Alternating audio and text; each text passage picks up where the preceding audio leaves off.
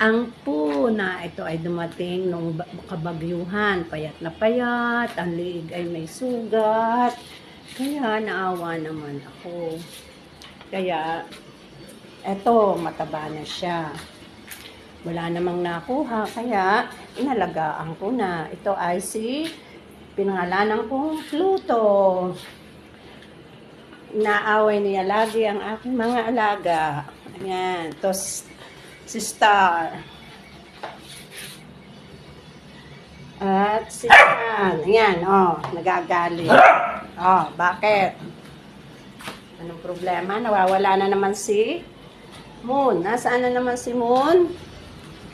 Ayan, kasama na naman ng mga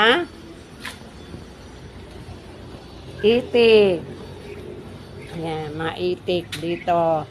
Pinakakain ko din sila para tumaba.